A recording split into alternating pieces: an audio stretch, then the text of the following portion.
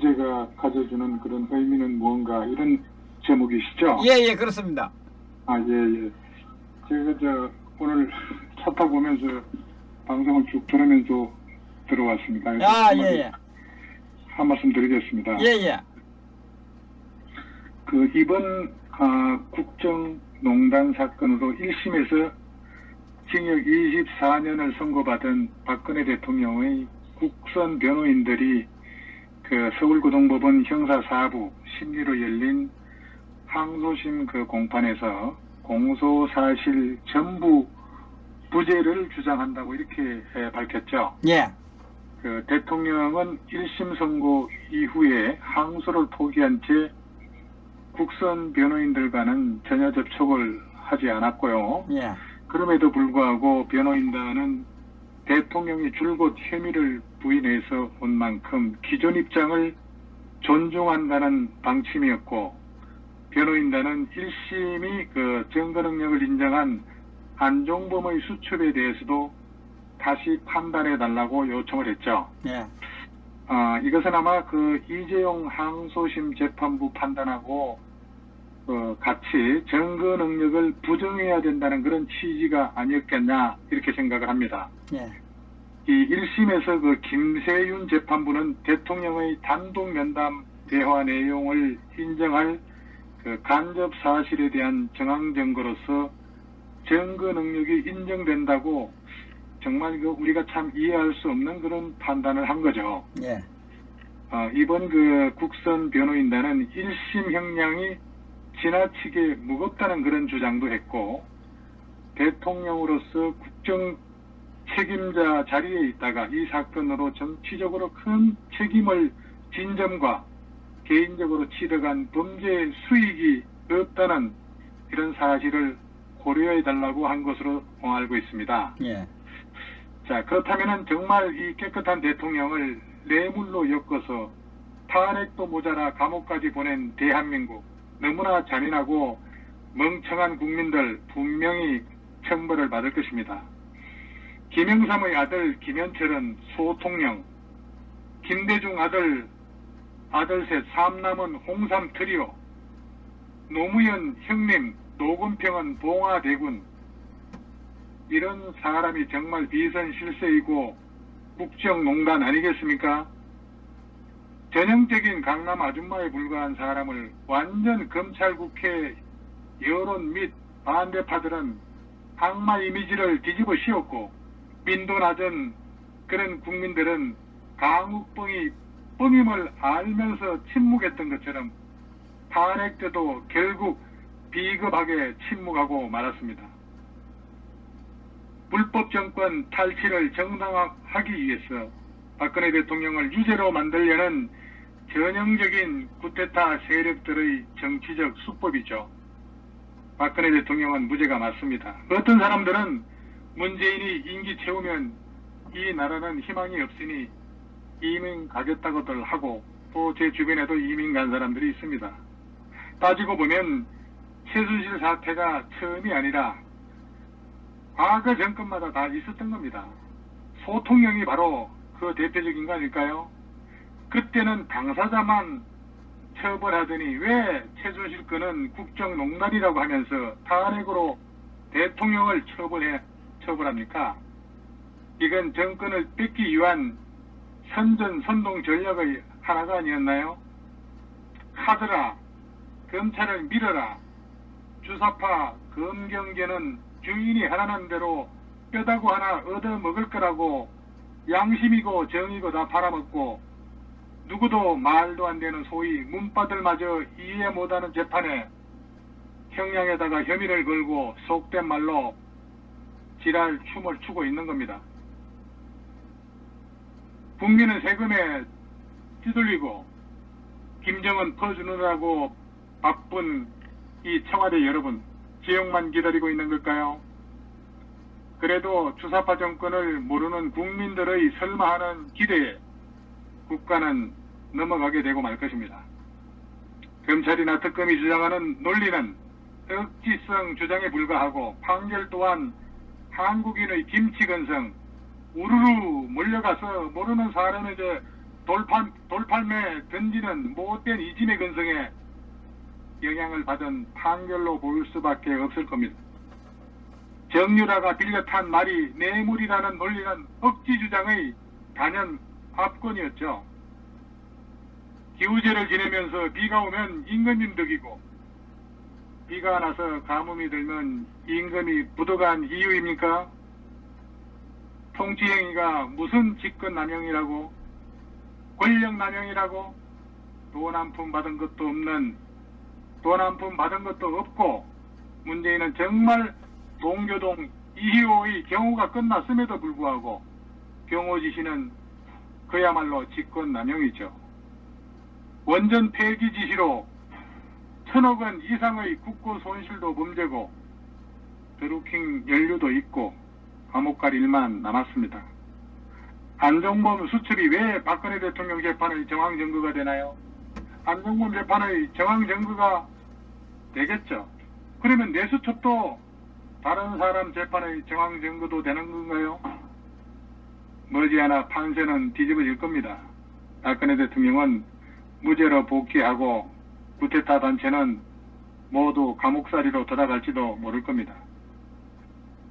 단 이름도 착복한 사실이 없는 전직 대통령을 해악질하고 국민성을 건드려서 거짓 선동으로 정권 잡고 대통령을 관계로 구속한 재가는 언젠가 되돌아갈 겁니다. 중국 시진핑이 가장 싫어하는 것은 촛불 선동 데모 주동자들인데 그것도 깨닫지 못하고 중국 기웃거리지 말아야 할 겁니다. 또 가면 또 얻어 터지게 돼 있습니다. 촛불내라는 강우병 이래로 조직적으로 행해 온 대한민국 뒤집기 공작입니다. 촛불내란의 최고 수혜자가 김정은이라는 게 지금의 결과가 말해주는 거 아니겠습니까? 북한 사이버 부대가 관여했다는 주장도 있습니다. 그리고 우리나라 법조인들 중에 그래도 아직 국선 변호인들처럼 제대로 된 법조인들이 남아있다는 것에 경의를 표하고 끝까지 물러서지 말고 제대로 사법 정의를 만들어 주시기를 기원드립니다. 사실 국선 변호인이라고 해서 아무 기대도 하지 않았습니다. 저뿐만 아니고 우리 시청자 여러분들께서도 기대를 하지 않았을 겁니다.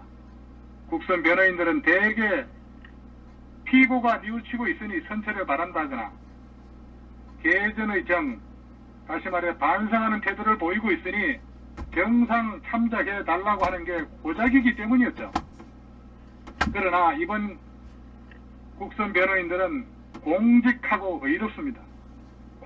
김 세 변호사에게 경의를 표하고 끝까지 분투해 주시기를 간곡히 부탁합니다.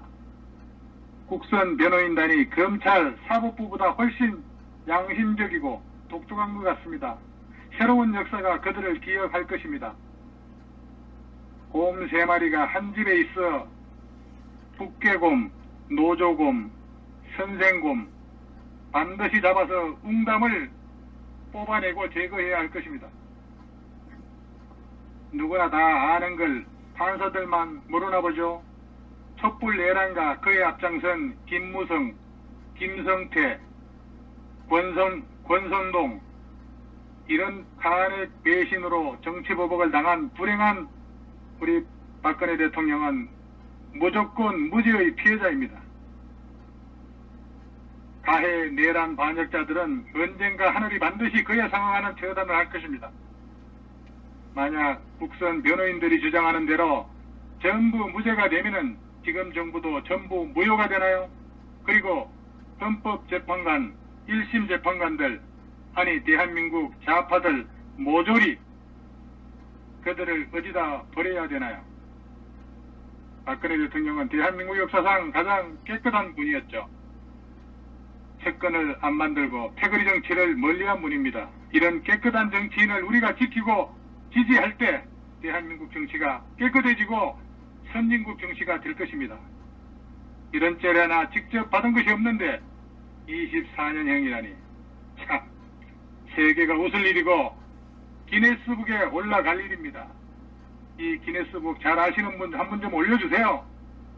문재인 씨, 두 전직 대통령을 감옥에 넣고 제대로 잠이 옵니까? 박근혜 대통령은 역대 대통령들의 한 짓에 비하면은 역대로 가장 청렴한 대통령입니다. 40년 지기 최순실로부터 지인을 소개받아 정상적으로 공직을 임명한 것은 절대로 제가 되지 않습니다. 추천은 누구한테나 받을 수 있습니다. 재단돈은 함부로 쓰지 못합니다. 매년 국세청에 보고하고 부당하게 사용되면 처벌받습니다. 그 돈 다 남아 있습니다. 이게 무슨 뇌물이냐고요. 최순실이가 소개한 중소기업에 대하여 좀 도와주라고 했다고 해서 이게 탄핵감이 됩니까? 우파 대통령이 우파 좀 지원한 게 무슨 죄가 됩니까? 평창올림픽, 대기업 지원, 국민연금의 현대자동차, 원정 중단 국고 손실, 교과서 자유 삭제로 인한 헌법 수호 의지가 없는 것들은 나중에 어떻게 할 겁니까? 이런 식으로 박근혜 대통령을 막무가내로 묻어놓고 후환이 두려워 뒤통수가 똥꼬치 저린 인간들 많을 겁니다. 전직 대통령 이전에 한 인간을 없는 죄를 씌워 몰락시킨 죄는 역사의 심판을 제대로 받게 될 것입니다. 우파 정권이 들어설 때마다 여기 가담된 모든 인간들은 평생을 대한민국에서 시달리며 생을 마감하게 될 것입니다. 대통령의 직권남용죄는 간단한 문제가 아닙니다. 대통령이 직권남용을 운운하면 과연 대통령이 통치를 할 수 있을까요? 아무것도 못하고 그냥 허수아비겠죠 뭐. 박근혜 대통령 재임 시 북한 애국 세력과 국정원이 손잡고 새끼 돼지놈을 건자해서 끌어내리는 작전을 계획했었고 실패로 돌아가 북한에서 대대적 숙청이 있었다고 신동아 기사가 있었는데 탄핵도 이 사건과 연결된 것은 아닌지 의심스러운 것이 한둘이 아닐 것이라는 그런 견해도 많이 있습니다. 눈뜨고 정권 강도당하고 강도에게 하진사살까지 받는 현실이 지금 한국과 박근혜 대통령이 겪는 현실이기도 합니다. 이런 게 나라인간을 넘어서 하나님은 존재하느냐를 물을 정도의 개탄스러운 현실이 아닐 수 없습니다. 우리가 어려서는 구테타라는 소리를 들으며 자란 것 같은데 요즘은 이런 소리도 전혀 없습니다. 2심 재판부는 오롯이 양심과 법률에 따라 판결하기를 고대합니다. 결코 자고 우면하지 않는 자세로 제대로 된 판결이 나오기를 기대합니다. 1심 재판부처럼 좌편향 정권에 밀붙어서 양심을 저버리는 판결을 내리는 일이 없기를 기원합니다. 헌재 자체도 문제가 있었고 처음부터 검찰도 영장 판사도 도주 우려나 정거인멸이 없었음에도 구속을 시켰습니다. 1심도 그러니 국선 변호사들의 심정적 변호는 법관들도 공감 가는 분들이 아마도 있으리라 생각되지만은 서슬퍼런 주변이 있는데 그게 어디 쉽겠냐 싶습니다. 전 정권이 현 정권보다 경제도 야당에 발목 잡혔어도 훨씬 잘했습니다. 세수도 60조가 넘어 문정권이 이월 받았으니 수구자익들은 최종적으로 징역 20년 정도를 작정하고 있을 겁니다. 김명수는 벌금이라는 보너스까지 줘야 한다고 주장할지도 모르겠죠. 어차피 우익 척결이라는 그런 목적의 인민재판인 겁니다. 만행이 드러나는 것이 얼마나 두려우면 법을 어기면서까지 계속 불법 감금 스스로 자진하기만을 학수고대하는 사악한 반역자들은 반드시 처형해야 할 것입니다. 국선 변호라 기대도 안 했는데 민병 같은 변호사가 아닌 그래도 심장을 가진 국선 변호사가 있어 다행입니다. 모든 국민이 보고 느낌이 다 그와 같을 것입니다. 민족의 위대한 지도자 박정희 대통령에 이어 박근혜 대통령 역시 적과 내통한 주사파 반역도당의 조직적 반란에 맞서 자유민주주의를 지키려 한 위대한 대통령으로 역사에 기록될 것입니다. 헌법 제84조를 명백히 위반한 탄핵은 원천 무효입니다. 주사파 반역 도당의 조직적 반란을 진압, 국가 기능을 정상화시켜야 합니다. 박근혜 대통령이 탄핵당하고 나서 지금 그때보다 나아진 게 뭐가 있습니까? 제일 먼저 탄핵을 주도한 당시 원내 다수당이던 햇불당 역도들에게 묻습니다. 박근혜 대통령 때 민주당이 국회에서 한 번이라도 정부 정책에 협조한 적이 있었나요? 경제와 안보가 그때보다 나아졌나요? 서민과 중소기업이 더 좋아졌나요? 세계의 지도자들에게 한국 탄핵의 핵심이 읽혔죠. 증거가 없으니 묵시적 청탁이라는 신조어를 만들어 감옥에 가두고 그것도 모자라 모든 고위 공직자들에게 수갑을 채우고 이게 무슨 짓인가요? 뇌물 먹고 자살한 노무현의 망령이 되살아나 지금 문재양은 복수혈전에 눈이 뒤집혀 올인하고 있습니다. 평창 동계올림픽 중에 지원한 기업인들과 문재인은 정권이 바뀌면 모두 묵시적 청탁죄로 감옥을 가고도 남을 겁니다. 박근혜 대통령은 죄가 없습니다. 여성 대통령이 배신자들이 우글거리는 정글과도 같은 정치판에서 더 이상 잘할 수 있겠습니까? 박근혜 대통령처럼 따지면 유죄 아닌 사람이 있을지, 최순실의 죄가 국정농단식이나 되는지, 박근혜 대통령이 부정축제를 했는지를 따져보면 헌법에 보장된 대통령의 내후 외란죄가 아닌데 면책특권 박탈이 타당한지 봐야 하지 않습니까? 주 4회씩이나 끌고 다니며 재판했지만 역사가 심판할 것입니다. 권력의 넘치나 보는 이런 법 체계하에서 무죄가 나오겠습니까? 특히 적폐라는 이름으로 보복을 일삼는 정권과 그것이 정의라 세뇌된 자들이 너무나 많은 것 같습니다. 상식적으로 판단해도 무죄입니다. 최순실과 경제공동체, 부모 자식 간에도 경제공동체는 아닌가요? 억지로 만들어서 뇌물죄를 적용했고 또한 재단의 기업이 기부한 것을 또한 뇌물죄, 연설문 몇 건 최순실한테 보여줬다고 그게 국정농단? 이제 많은 국민들이 죄가 없음을 알아가고 있습니다. 도둑이 매를 드는 작금의 시국에서 누가 적폐이고 누가 적폐가 아닌가요? 갖다 붙이는 대로 죄다 적폐가 되는 나라. 오늘 농협에 갔더니 그쪽 분이 하시는 말이 나라 꼴이 개차반인데도 지자체 선거에서 전라도당이 이겼다는 게 국민의 후진성을 그대로 보여준 꼴이라고 합니다. 과거의 통치자들과 비교했을 때 우리 박근혜 대통령의 죄가 무엇인가요? 우리는 승리의 그날까지 투쟁해야 합니다. 여기까지 하겠습니다. 감사합니다. 예, 수고하셨습니다.